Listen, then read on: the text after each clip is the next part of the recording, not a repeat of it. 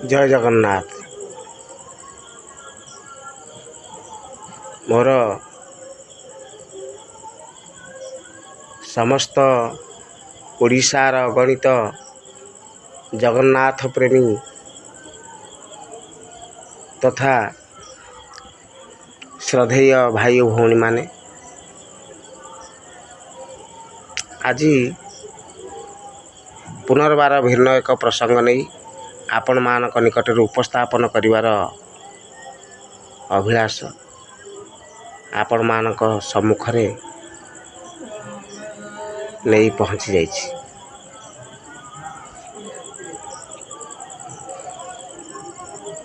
आपण माने यही वीडियो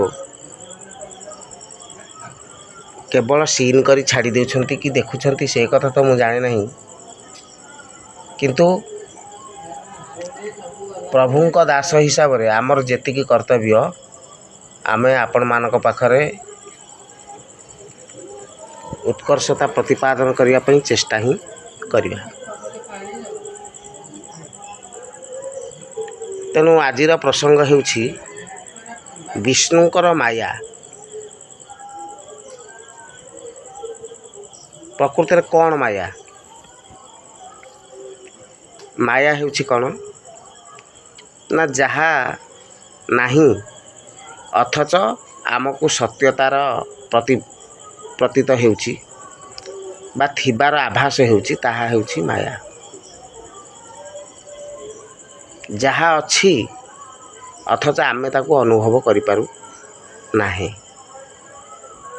किंतु सी अछंती, सी होचंती नित्य, सी होचंती अविनाशी, अविनेश्वर एवं सनातन, से होचंती ब्रह्म।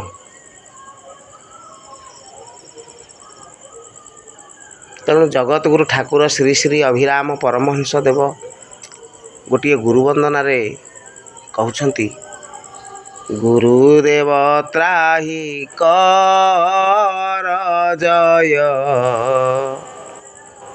अमन बिहारी हे, मन बुद्धि चेता जहि न गमई, मन बुद्धि चेता जहि न गमई, कि नामर टीवी हे गुरुदेव अमन बिहारी हे। ठाकुर केड़े सुंदर कथा कहउछंती जे मन बुद्धि आउ चेता। मन कौन ना मन बोलिण जाकू कही सकल घटे अच्छी से मन चलुछि बलात्कार ओटार ज्ञान अंकुशरे। मन होइब जेबे स्थिर तेबे देखिबु चक्रधर, मन होइब जेबे चेता बंधा होइब शास्त्र गीता। तेणु मनर परवर्ती स्तर होछि कौन ना चेता। मन जदि जाग्रत हो जाए बा चेता हो जाए तेबे शास्त्र गीता पाठ शास्त्र ये सब किसी पढ़िया आवश्यक हुए ना, किंतु मन को आमे चेता करिया केमती? पुणी बुद्धि, बुद्धिर डेफिनेशन कहीं दे पारिबे नहीं। बुद्धि होछि आमे केवल आनुमानिक संज्ञा पाखक जाई परिबा। बुद्धिर माने से होछि एक कौशल जहाँ माध्यम रे आमर विपद समय आमे विपदरु निजको निजे उद्धार करि परिबा, से होछि बुद्धि। बा कौन से असाध्य कार्य को सहजरे करिया पई जेउ कौशल आमे अवलंबन करू ताको आमे कहिबा बुद्धि। तेणु मन, बुद्धि एवं चेता ये जदि से स्थान को जाई पारु नाहंती तबे आमको सेठाको नब किए बा आमे केमती जिबा? शरीर नहीं कि से स्थान को कहीं जाई पारंती नहीं। कहीं ना देह जेणु मो संगते गमी न पारई तेणु यही शरीर को मिछ बोली कही। तेणु मु किए ना मो सहित ये शरीर जाई पारु नाही, मु सर्वस्थान को जाई पारुची। मु बोली जी शरीर अच्छी तांको सहित ये शरीर जाई पारु नाही। तेणु ए शरीरटी होची मिछ। कहीं मृत्यु समय जीवात्मा यही शरीर को मध्य छाड़ी चली जाए, शरीरटा तार नुह। तेणु मन, बुद्धि, चेता समस्ते कहती जे मृत्यु समय किए कौन नहीं जाए? प्रकृति से किसी नहीं जाए। कौन नहीं जाए? ताहा मोर अनुभवी बंधुମାନେ ହିଁ କେବଳ ଜାଣିପାରିଥିବେ ବା ଯାହାଙ୍କୁ ଗୁରୁଙ୍କର କୃପା ହେଇଥିବ ସେ କେବଳ ଏ କଥା କହିପାରିବେ। ପୁଣି ଠାକୁର ଲେଖିଲେ ରଖବାନ ରଖ ନାହିଁ ଶୋଚନା ଏହି ପିଣ୍ଡ ଗୋଟି ତୁମ୍ଭର ସିନା ବିଷ୍ଣୁଙ୍କ ମାୟାକୁ ଜାଣି ନ ପାରିଲି ବିଷ୍ଣୁଙ୍କ ମାୟାକୁ ଜାଣି ନ ପାରିଲି ଏହି ମୋ ଭାବନା प्रभु एहि मो भावना हे गुरुदेव अमन बिहारी हे तेणु यही पिंड गोटी तुमर सीना रख बा न रख नहीं शोचना यदि आमर शोचना नहीं ताले भगवान विष्णुंकर माया आमु केमती ग्रास करिवो तापरे भगवान विष्णु काहाकू भी माया करती नहीं से होचंती निर्माया पुरुष माया तांको पाखरे नहीं किंतु तांको ठारू सृष्टि हेची मोह शक्ति माया शक्ति काल शक्ति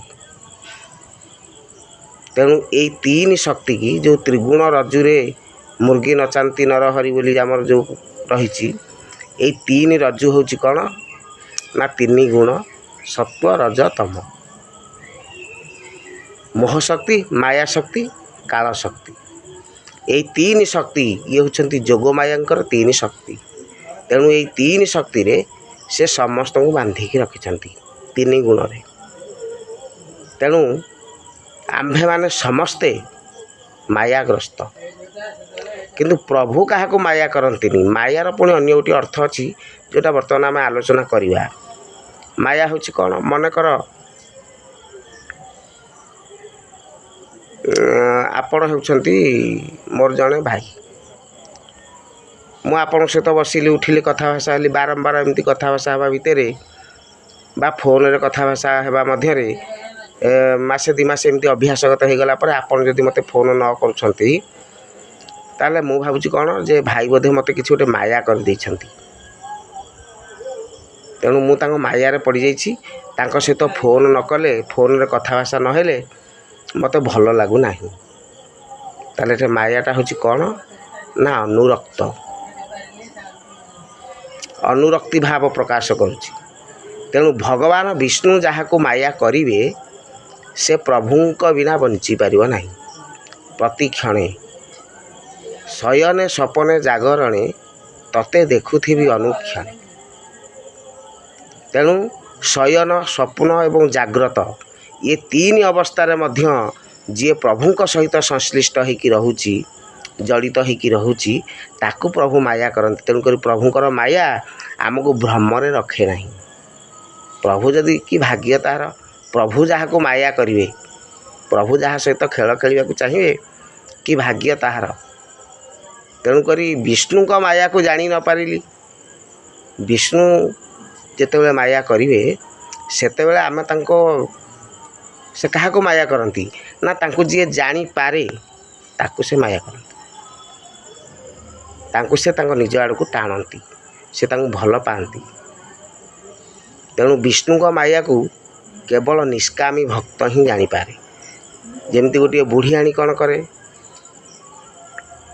उर्णनाभ कौन करे ता नाभि ता पाटी सबुतिक सूता बाहर कर गोटे जाल सृष्टि कर सबू मशा मान को से जेते कीट पतंग सब आसवे समस्त को सी से खाइब पुणी किछि समय रहिला परे बा किछि दिन गला परे सबू से नाभितिक ता पाटी पुरेब पुणी आ गोटे स्थान को जीव प्रभु होचंती सेया ये होचंती उर्णनाभि सूत्र परी समस्त को निज जाल रे से बांधिछंती से तो बांधि नाहंती माँ को दायित्व देइछंती जोगमाया को जोगमाया ही समस्त को बांधिछंती तांकर ए संसारर खेला लीला करबा पई तेणु प्रभु क्या माया करती जहाँ को माया करती से भाग्यवंत पुरुष प्रभु होचंती निर्माया पुरुष ताले से कहीं क्या निर्माया कहीं से माया करेंगे कहीं क्या सेतिकी पूर्वजन्मर प्रारब्ध कटी ପ୍ରଭୁଙ୍କର ଶ୍ରୀପାଦ ପଦ୍ମରେ ମନ ସେତିକି ଲୀନ ହେଇଥିଲେ ପ୍ରଭୁ ତାକୁ ମାୟା କରିବେ। ସେ ଶୟନ ସ୍ୱପ୍ନ ଜାଗରଣ ସବୁବେଳେ ପ୍ରଭୁଙ୍କୁ ଚିନ୍ତା କରିବ, ପ୍ରଭୁଙ୍କୁ ଦେଖିବ, କି ଭାବ କି ଆନନ୍ଦ, ଆନନ୍ଦ ସାଗରରେ ସେ ମଗ୍ନ ହେଇଯିବ। ତାକୁ ଆମେ କହିବା ପ୍ରଭୁଙ୍କ ମାୟା। ଆଚ୍ଛା, ମୋହ ଶକ୍ତି, ମାୟା ଶକ୍ତି, କାଳ ଶକ୍ତି ଯାହାକୁ ମାୟା ଗ୍ରାସ କରିବେ ସେ ତ ସମସ୍ତଙ୍କୁ ବାନ୍ଧିକି ରଖିଛନ୍ତି, ଯାହାଫଳରେ ଆମେ ପ୍ରଭୁ କିଏ ବୋଲି ଭୁଲିଯିବା। ଯଦି ବା ପ୍ରଭୁଙ୍କ ପାଖକୁ ଯିବା, ମନ୍ଦିର ଯିବା, ଯେଉଁ ଆମର କ'ଣ ଯେତେ ସବୁ ଦେବାଳୟ ଅଛି ଯିବା ବା ତୀର୍ଥାଟନ କରିବା, ଏସବୁ କେବଳ ଆମର କାମନାର ପୂର୍ତ୍ତି ପାଇଁ। ତାହାଦ୍ୱାରା ମା ଆମକୁ ବାନ୍ଧିକି ରଖିଛନ୍ତି, କିନ୍ତୁ ପ୍ରଭୁ ବିଷ୍ଣୁଙ୍କ ମାୟା ତାକୁ କୁହାଯିବ ନାହିଁ। ବିଷ୍ଣୁଙ୍କ ମାୟା ହେଉଛି ସାଧନର ଏକ ଉଚ୍ଚତମ ସ୍ତର, ଯାହାକୁ କୁହାଯାଏ ଭାବାବେଶ। ଯେମିତି ଆମର ଅଛନ୍ତି ଶୂନ୍ୟ ସ୍ୱାମୀ ବୋଲି ଜଣେ ଅଛନ୍ତି, ମୁଁ ତାଙ୍କ ଭିଡ଼ିଓ ଏବେ ଦେଖୁଥିଲି। ଯେମିତି ସେ କହୁଛନ୍ତି ଯେ ମୁଁ ଜଗନ୍ନାଥଙ୍କୁ ଦେଖୁଛି, ଶୋଇଲେ ବସିଲେ ଉଠିଲେ ଦେଖୁଛି। ତାଙ୍କୁ ଆମେ ବାଚାଳ ବୋଲି କହିପାରିବା ନାହିଁ। କେତେ ଭାଇ ଏମାନେ ତାଙ୍କୁ ନିନ୍ଦା କରୁଛନ୍ତି, କ'ଣ କହୁଛନ୍ତି, କିନ୍ତୁ ପ୍ରକୃତରେ ତାହା ହେଉଛି ସାଧନର ଏକ ସ୍ତର। ସେ ସ୍ତରକୁ ସେ ଯାଇଛନ୍ତି ଭାରି। ତେଣୁ ପ୍ରଭୁଙ୍କ ସହିତ ସେ ହସୁଛନ୍ତି, ସେ ରାଗୁଛନ୍ତି, ପ୍ରଭୁଙ୍କ ଉପରେ ରାଗ ରୋଷ କରୁଛନ୍ତି, ଅଭିମାନ କରୁଛନ୍ତି। ତେଣୁ ଏଇଟା କିଛି ନୂଆ କଥା ନୁହେଁ, କି ତାଙ୍କର ମଧ୍ୟ ଏଟା ବାଚାଳ ବି ନୁହେଁ। ସେ ବିଷ୍ଣୁଙ୍କ ମାୟାରେ ପଡ଼ିଛନ୍ତି। ଯେଉଁମାନେ କଥାରେ କହନ୍ତି ସେ ପଇସା ଲୋଭରେ ପଡ଼ିଛି ବା ପଇସା ମାୟାରେ ପଡ଼ିଛି, ମାନେ ସେ ତାକୁ ବେଶୀ ଭଲ ପାଉଛି, ଆସକ୍ତି ହେଇଯାଇଛି। ତେଣୁ ପ୍ରଭୁଙ୍କ ଠାରେ ଯିଏ ଆସକ୍ତ ହେଇଯାଇଛି ସେ ସବୁକୁ କାଟି ଦେଇଛି। ସବୁ ଆସକ୍ତିକି କାଟିଲା ପରେ ପ୍ରଭୁଙ୍କ ସହିତ ସେ ଆସକ୍ତିରେ ପଡ଼ିଯାଇଛି। ତେଣୁ ସେ ହେଉଛନ୍ତି ଧନ୍ୟ। ପୁଣି ପରମହଂସ ଠାକୁର ଗୋଟେ ପଦ କହିଛନ୍ତି ସେଇ ଭଜନରେ, 50 ପାଖୁଡ଼ା ପଦ୍ମକୁ ନେବି, ହେତୁ ଡୋରିରେ ମୁଁ ମାଳା ଗୁନ୍ଥିବି, ଗଳାରେ ଲମ୍ବାଇ ପ୍ରେମ ଧୂପ ଦେଇ, ଶରଣ ପଶିବି ହେ ଗୁରୁଦେବ। 50 ପାଖୁଡ଼ା ପଦ୍ମକୁ ନେବି, ହେତୁ ଡୋରିରେ ମୁଁ ମାଳା ଗୁନ୍ଥିବି। ତେଣୁ ମନ ବୁଦ୍ଧି ଚେତା ଉପରେ ଆଉ ଗୋଟିଏ ଜିନିଷ ଅଛି, ସେ ହେଉଛି ହେତୁ। ହେତୁ ଚୈତନ୍ୟ ସତ୍ୟ ସତ୍ୟ। ତେଣୁ ହେତୁ ଉପରେ ଜ୍ଞାନ ନାହିଁ କହଇ ଅଭିରାମ ବାଇ। ତେଣୁ ହେତୁ ଯିଏ ରଖିପାରିଲା, କିଏ ସେ ବ୍ୟକ୍ତି ଅଛି ଅଷ୍ଟକାଳ ଚେତା ଧରିପାରିବ, ସେ ହିଁ ହେତୁ। ଯେଉଁ ହେତୁ ଉଦୟ ଗୀତା ଆମର ଅଛି, ବା ଯିଏ ବି ହେତୁକୁ ଯିଏ ଧାରଣ କରିପାରିଲେ, ମାନେ ସବୁବେଳେ ଜାଗ୍ରତ ରହିପାରିଲେ, ସବୁ କଥାକୁ ସେ ଜାଣିପାରିଲେ। କିଏ ଏମିତି ଅଛନ୍ତି, ଯିଏ ବି ଅଛନ୍ତି, ନାହାନ୍ତି ବୋଲି କହିପାରିବାନି, ଯେଉଁମାନେ ମଧ୍ୟ ଅଛନ୍ତି ସେମାନେ ଆମର ନମସ୍ୟ। ତେଣୁ ପୁଣି ଠାକୁରେ କହୁଛନ୍ତି, ଭାଷେ ଅଭିରାମ ଆହେ ଗୁରୁ ବ୍ରହ୍ମ, ଚେତାଇ ଦେବ କି ହେ ଗୁରୁଦେବ। ତେଣୁକରି ସେ କହୁଛନ୍ତି ଭାଷେ ଅଭିରାମ ଆହେ ଗୁରୁ ବ୍ରହ୍ମ। ତେଣୁକରି ଗୁରୁ ହେଉଛନ୍ତି ବ୍ରହ୍ମ। ହେ ଗୁରୁ ବ୍ରହ୍ମ, ମୋତେ ଚେତାଇ ଦେବ କି, ମୋତେ ଥରେ ଚେତାଇ ଦିଅନ୍ତୁ ଆପଣ। ତେଣୁ ଗୁରୁଙ୍କ କୃପା ଯାହାକୁ ହେବ ସେ ତାକୁ ଚେତାଇ ଦେବେ ମାୟା କ'ଣ ଆଉ ନିର୍ମାୟା କ'ଣ। ଥରେ ନିଜକୁ ନିର୍ମାୟା କରି ଦେଖନ୍ତୁ, ପ୍ରଭୁ ହେଉଛନ୍ତି ନିର୍ମାୟା ପୁରୁଷ। ତେଣୁକରି ଆମେ ସେହି ସମୟରେ ହିଁ ଜାଣିପାରିବା। ପୁଣି କହୁଛନ୍ତି ଅମନ ବିହାରୀ। ପ୍ରଭୁ କେଉଁଠି ରହନ୍ତି ନା ଅମନପୁରରେ ସେ ବାସ କରନ୍ତି। ଅମନପୁରରେ ତାଙ୍କ ଘର, ଅନାମ ନାମଟି ଗୁରୁଙ୍କର। ଅମନପୁରରେ ତାଙ୍କ ଘର, ଅନାମ ନାମଟି ଗୁରୁଙ୍କର। ଅଣସୂତ୍ରେ ଯଦି ବାନ୍ଧି ତୁ ପାରିବୁ, ଅଣସୂତ୍ରେ ଯଦି ବାନ୍ଧି ତୁ ପାରିବୁ, ସେଦିନ ଦୁର୍ଦଶା ହେବ ଦୂର ହେବ ଦୂର ଆରେ ବାଇବର ଅଣସୂତ୍ରରେ ଯଦି ତାଙ୍କୁ ବାନ୍ଧି ପାରିବା ତେବେ ଆମର ଦୁର୍ଦଶା ଦୂର ହେବ। ତିନି ପଣ ପ୍ରେମ ଯେ ଜାଣଇ ବହୁତଟି ବଳ ବୁଦ୍ଧି ହୋଇ ମାନବ ନୁହଁଇ ଅଟେ ବ୍ରହ୍ମ ଦେହି। ପ୍ରଭୁ ହେଉଛନ୍ତି ବ୍ରହ୍ମ ଦାରୁ ଏବଂ ଏ ଜଣେ ସାଧାରଣ ମଣିଷ ହେଲେ ମଧ୍ୟ ସିଏ ହେଇଯିବ ବ୍ରହ୍ମ ଦେହି। ଆମମାନଙ୍କ ମନରେ ପ୍ରଶ୍ନ ଉଠିପାରେ କିଏ ସେ ଏମିତି ବ୍ରହ୍ମଦେହୀ ହେଇସାରିଲେଣି ନା ଅଛନ୍ତି ନା ସମସ୍ତେ ହେଇପାରିବେ। ଏହା କିଛି ବଡ଼ କଥା ନୁହେଁ। ଯଦି ବଡ଼ କଥା ହେଇଥାନ୍ତା ତାହେଲେ ପ୍ରଭୁ କାହିଁକି ଭଗବତ ଗୀତାରେ ବୁଝେଇଥାନ୍ତେ। ପ୍ରଭୁଙ୍କର ମୁଖ ନିଃସୃତ ବାଣୀ ସେ ନିଜେ ନିଜର ଠିକଣା କରିଛନ୍ତି, ନିଜେ ନିଜର ପରିଚୟ ଦେଇଛନ୍ତି। ନହେଲେ ଅନ୍ୟ ସାଧାରଣ ଲୋକେ ତାଙ୍କୁ କିଏ ବା ଜାଣିପାରିବ। ଯଦି ବ୍ରହ୍ମାଣ୍ଡରେ ସବୁ ସ୍ଥାନରେ ସେ ଅଛନ୍ତି ତାହେଲେ କ'ଣ ଏ ଶରୀରରେ ନାହାନ୍ତି? ଏ ଶରୀରଟା କ'ଣ ବ୍ରହ୍ମାଣ୍ଡରୁ ଅଲଗା? ତେବେ ମୁଁ ବ୍ରହ୍ମାଣ୍ଡରେ କାହିଁକି ପ୍ରଭୁଙ୍କୁ ଖୋଜିବି? କାହିଁକି ପ୍ରଥମେ ପିଣ୍ଡରେ ମୁଁ ନ ଖୋଜିବି? ତେଣୁକରି ମନୁଷ୍ୟ ଶରୀରରେ ଧରିଲେ ସେ ସହଜେ ମିଳିଯିବେ। ମନ ହୋଇବ ଯେବେ ସ୍ଥିର ତେବେ ଦେଖିବୁ ଚକ୍ରଧର, ମନ ହୋଇବ ଯେବେ ଚେତା ବନ୍ଧା ହୋଇବ ଶାସ୍ତ୍ର ଗୀତା। ମନ ହୋଇବ ଯେବେ ସ୍ଥିତ ତେବେ ଦେଖିବୁ ଲକ୍ଷ୍ମୀକାନ୍ତ। ମନ ଚଳୁଛି ବଳତ୍କାରେ ଓଟାର ଜ୍ଞାନ ଅଙ୍କୁଶରେ। ମନ ବୋଲିଣ ଯାକୁ କହି ସକଳ ଘଟେ ଅଛି ସେଇ। ତେଣୁ ମନକୁ ପ୍ରଥମେ ଆମେ ଚିତ୍ତ କରିବା। ଚିତ୍ତ ଯେତେବେଳେ ପ୍ରଶାନ୍ତ ହେଇଯିବ, ମନ ଚିତ୍ତ ତାପରେ ହେଇଯିବ ଚେତା। ମନ ମନ ବୋଲି ସର୍ବେ କହୁଛନ୍ତି, ମୁଁ ମଧ୍ୟ କହୁଛି ମନ।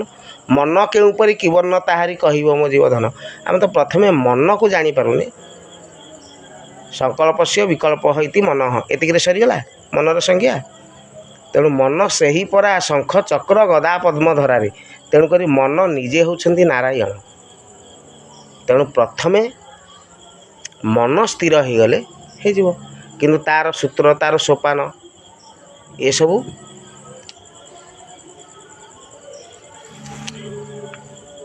ଗୁରୁଙ୍କ ଦ୍ୱାରା ହିଁ ପ୍ରଦତ୍ତ ହେଇପାରିବ। ମନକୁ ଅମନେ ଯେହୁ ରଖିଥାନ୍ତି ଜାଣିବ ସେ ତତ୍ତ୍ୱଦର୍ଶୀ। ବାଞ୍ଛା କଳ୍ପତରୁ ସେହି ତୋର ଗୁରୁ ତାହାଙ୍କୁ ଧର ଆକର୍ଷି। ଜୟ ଜଗନ୍ନାଥ।